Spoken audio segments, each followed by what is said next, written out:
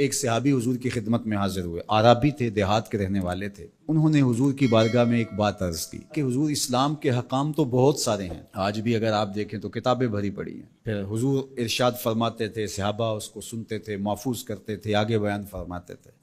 ان کا بہت سارے احکام ہیں اسلام کے، میں ایک دیہاتی شخص ہوں، مجھے کوئی ایک بات ارشاد کر دیجئے جو میرے لیے کافی ہو۔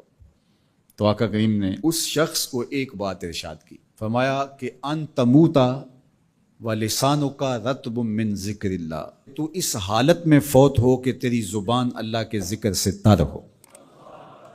100 باتوں کی ایک بات ارشاد فرما دی، ان تموتا ولسانک رطب من ذکر اللہ، تو اس حالت میں انتقال کرے کہ تیری زبان اللہ کے ذکر سے تر ہو۔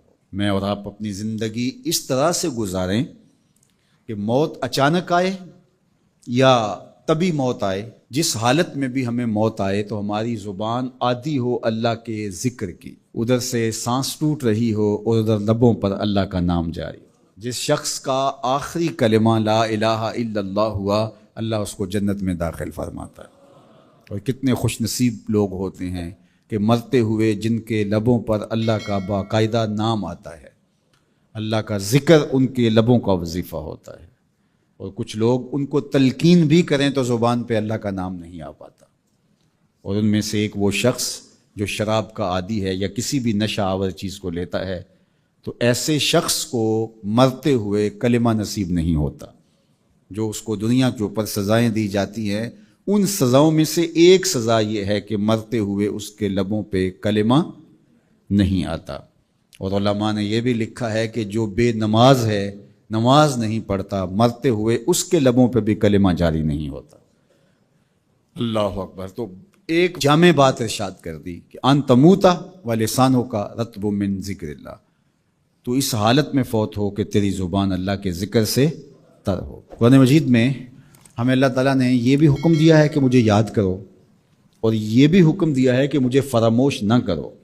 وَلَا تَكُونُوا كَالَّذِينَ نَسُوا اللَّهَ فَأَنسَاهُمْ أَنفُسَهُمْ أُولَٰئِكَ هُمُ الْفَاسِقُونَ، ان لوگوں کی طرح نہ ہو جانا جنہوں نے اللہ کو فراموش کر دیا، اللہ کو بھول گئے۔ جب کوئی خدا کو بھول گیا تو خدا پھر اس کو فراموش کر دیتا ہے، اور اس کی سزا کیا ہے کہ وہ خود فراموشی کا شکار ہو جاتا ہے، وہ اپنے آپ سے بھی آگاہ نہیں رہتا۔ تو ہمیں جو حکم دیا گیا وہ ہے اللہ کو یاد کرنے کا۔ تو یاد کرنے کا ایک مفہوم یہ ہے کہ اللہ جل شانہ کی اطاعت کی جائے، اس کی فرما برداری کی جائے، اس کے احکام پر عمل پیرا ہوا جائے، نہ یہ ہے کہ اس کے احکام کو فراموش کر دیا جائے۔ یقول اللہ تبارک و تعالی، اللہ جل شانہ خود ارشاد فرماتا ہے، یہ حدیث قدسی ہے، فیما یروی عن ربہ، جو حضور اپنے رب سے روایت کرتے ہیں۔ اللہ جل شانہ کیا ارشاد فرماتا ہے، سنیے، انا عند ظن عبدی بی، میرا بندہ میرے بارے جو گمان کرتا ہے میں ایسے ہی معاملہ کرتا ہوں، یعنی بندے کو میرے سے جو گمان ہے تو میں اس کے مطابق معاملت فرماتا ہوں۔ وَأَنَا مَعَهُ إِذَا ذَكَرَنِي، اور جب وہ مجھے یاد کرتا ہے میں اس کے ساتھ ہی ہوتا ہوں۔ جب میرا بندہ مجھے یاد کرتا ہے تو میں اس کے ساتھ ہوتا ہوں۔ فَإِذَا ذَكَرَنِي فِي نَفْسِهِ ذَكَرْتُهُ فِي نَفْسِي، جب وہ مجھے اپنے دل میں یاد کرتا ہے تو میں بھی اسے اکیلے یاد کرتا ہوں۔ کتنی بڑی بات ہے کہ کسی کو رب یاد کرے، اللہ اکبر۔ کہا جب وہ اکیلے مجھے یاد کرتا ہے تو میں بھی اس کو اکیلے یاد کرتا ہوں۔ وَإِن ذَكَرَنِي فِي مَلَئٍ ذَكَرْتُهُ فِي مَلَئٍ خَيْرٍ مِّنْهُمْ، اگر وہ مجھے مجمع میں یاد کرتا ہے، لوگوں کے ہجوم میں یاد کرتا ہے، تو میں بھی اسے مجمع میں یاد کرتا ہوں جو اس مجمع سے بہتر ہے، اس اجتماع سے بہتر ہے۔ یہاں نیک بد گناہ گار سارے طرح کے لوگ ہیں، لیکن میں فرشتوں کے اجتماع میں یاد کرتا ہوں۔ اللہ اکبر۔